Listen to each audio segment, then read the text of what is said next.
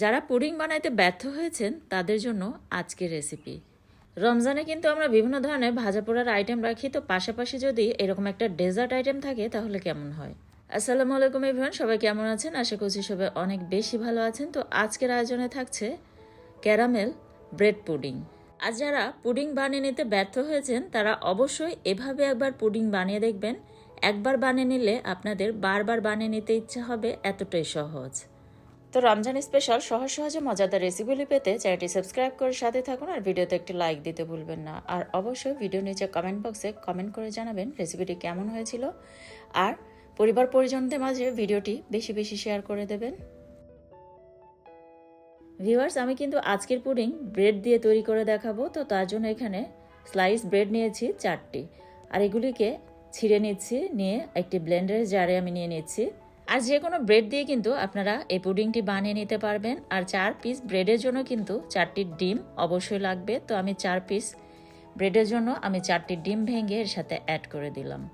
1 চিমটি একটুখানি লবণ অ্যাড করে দিলাম স্বাদটাকে ব্যালেন্স করার জন্য। আর আগে থেকে জাল করা গরুর দুধ ঠান্ডা করে কিন্তু 1 কাপ পরিমাণ এর সাথে অ্যাড করে দিলাম। আর দুধটাকে একটুখানি ঘন করে এর সাথে অ্যাড করে নেবেন, তাতে স্বাদটা কিন্তু বহু গুণে বেড়ে যাবে।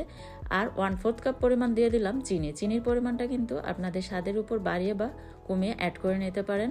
তো সব কিছু একসাথে ব্লেন্ড করে নেওয়ার পর এর সাথে 1 চা চামচের মতো ভ্যানিলা এসেন্স অ্যাড করে দিলাম। তাতে ডিমের যে একটা ব্যাড স্মেল আছে সেটা একদমই থাকবে না। তো এটাকে ব্লেন্ড করে একটা সাইডে রেখে দিলাম। আর চুলায় আরেকটি প্যানে আমি 1/4 কাপ পরিমাণ চিনি নিয়ে নিয়েছি, আর এর সাথে 2 টেবিল চামচের মতো পানি অ্যাড করে দিয়েছি। দিয়ে এটাকে আমি ক্যারামেল বানিয়ে নিচ্ছি, দেখতে পাচ্ছেন। তো সুন্দর যখন একটি ব্রাউনিশ কালার এসে যাবে তখন কিন্তু এটাকে সঙ্গে সঙ্গে নামিয়ে নিয়ে ঢেলে নিতে হবে। এটা কিন্তু খুব তাড়াতাড়ি কাজটি করে নিতে হবে, তা না হলে কিন্তু জমে যাবে। তো আমি খুব তাড়াতাড়ি কিন্তু দুটি সসপ্যানে এরকম করে ঢেলে নিচ্ছি, নিয়ে সঙ্গে সঙ্গে কিন্তু ছড়িয়ে দিতে হবে, তা না হলে কিন্তু দলা পেকে যাবে। তো অবশ্যই কাজটি একদম খুব তাড়াতাড়ি করে নিতে হবে। আর এটাকে আমি ঠান্ডা করে নিয়েছি। তো ফ্যানের বাতাসে এটাকে রেখে আমি ঠান্ডা করে নিয়েছি, আর সুন্দরভাবে সেট হয়ে গিয়েছে, দেখতে পাচ্ছেন। তো এখন দুধের মিশ্রণটাকে আমি এভাবে ছেঁকে নিয়ে নিচ্ছি। আর হ্যাঁ, ক্যারামেল বানানোর সময় অবশ্যই খেয়াল রাখতে হবে যাতে পুড়ে না যায়। একদম কাঙ্ক্ষিত কালার আসা মাত্রই কিন্তু সঙ্গে সঙ্গে চুলা থেকে নামিয়ে নিয়ে ঢেলে নিতে হবে, তা না হলে কিন্তু পুড়ে যাবে আর তিতা লাগবে তখন।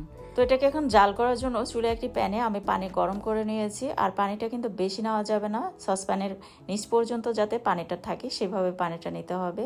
বেশি পানি নিলে কিন্তু সসপ্যানের ভিতরে পানিটা প্রবেশ করবে।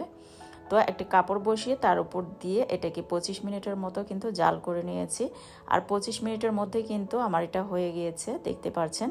আপনাদের ক্ষেত্রে টাইমটা একটু কম বা বেশি লাগতে পারে, তাতে কোনো সমস্যা নেই। যদি এটা ভালোভাবে না হয়ে থাকে 25 মিনিটের মধ্যে, তাহলে আপনারা আরও কিছুক্ষণ রেখে এটাকে জাল করে নেবেন। তো এটাকে এখন আমি নামিয়ে নিচ্ছি, নিয়ে এটাকে আমি কেটে দেখিয়ে দিচ্ছি। আর এটাকে কিন্তু গরম অবস্থায় কোনোভাবে মল্ড আউট করা যাবে না। যখন একদম ঠান্ডা হয়ে যাবে তখনই কিন্তু এভাবে একটি ছুরির সাহায্যে আলগা করে নিয়ে তারপর ঢেলে নিতে হবে। তো আমি কিন্তু এটাকে ফ্রিজে রেখে দিয়েছিলাম প্রায় 15 মিনিটের মতো। তারপর খুব ঠান্ডা করে নিয়ে এটাকে ঢেলে নিলাম, আর কতটা পারফেক্ট হয়েছে তা দেখে বুঝতে পারছেন।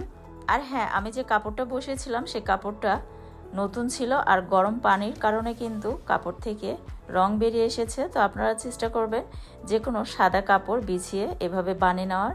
তো আমি কেটে দেখিয়ে দিচ্ছি কতটা পারফেক্ট হয়েছে, আর কেউ বুঝতেই পারবে না যে এটা পাউরুটি দিয়ে বানানো পুডিং। আর ডিম ছাড়াও কিন্তু এভাবে পুডিং বানিয়ে নেওয়া যায়, আর সেটার রেসিপি কিন্তু আমার ইউটিউব চ্যানেল এবং ফেসবুক পেজে শেয়ার করা আছে, চাইলে সেটিও দেখে নিতে পারেন। তো রমজানে বিভিন্ন ধরনের রেসিপিগুলি পেতে চ্যানেলটি সাবস্ক্রাইব করে সাথেই থাকবেন, আর পরিবার পরিজনদের মাঝে ভিডিওটি বেশি বেশি শেয়ার করে দেবেন। তো পরবর্তী রেসিপি দেখার আমন্ত্রণ জানিয়ে আজকের মতো এখানেই বিদায় নিচ্ছি। আল্লাহ হাফিজ।